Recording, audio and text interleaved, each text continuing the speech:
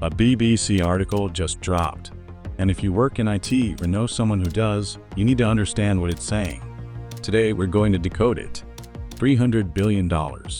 That is the size of India's back-office outsourcing industry, an industry that built entire cities, created millions of jobs, and powered the dreams of a generation of Indian engineers.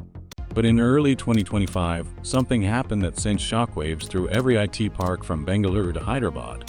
Indian technology stocks collapsed by 20%. Tens of billions in investor wealth gone. The trigger? A single AI tool from a company called Anthropic. To understand why this matters, you need to understand how India's IT industry actually works. Companies like Infosys, TCS, and Wipro built a model unlike anything the world had seen.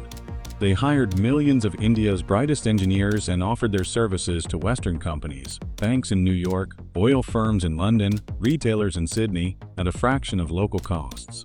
This model, called Application Managed Services, accounts for between 22 and 45% of revenues for the biggest firms.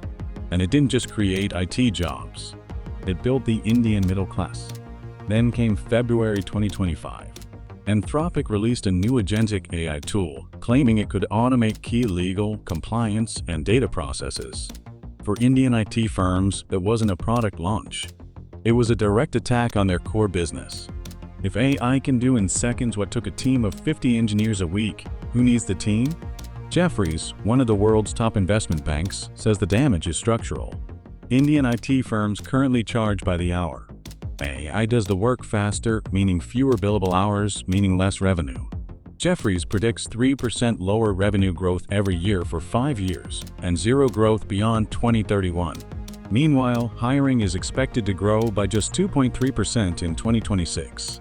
For an industry that once hired hundreds of thousands every year, that's almost nothing. But not everyone thinks this is the end. JPMorgan calls Indian IT firms the plumbers of the tech world, essential infrastructure that AI tools cannot simply replace. HSBC goes further.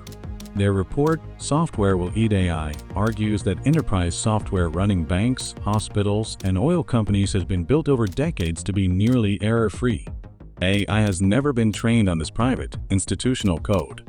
It is, says HSBC, decades behind in mastering the most complex software architecture that Indian IT specializes in. So rather than being the victims of AI, Indian IT firms may actually become its gatekeepers. Infosys CEO Salil Parekh agrees. His view: Infosys won't be replaced by AI. Infosys will sell AI.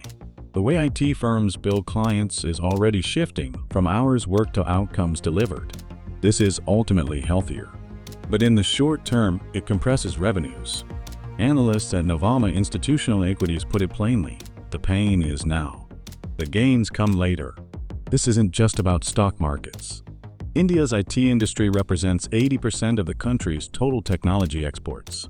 The rise of Bengaluru and Hyderabad, their apartments, their restaurants, their entire lifestyle economy was built on IT salaries.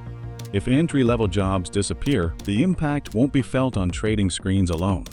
It will be felt in the rent markets of Coromangala, in the career aspirations of millions of engineering graduates. So here is where we land.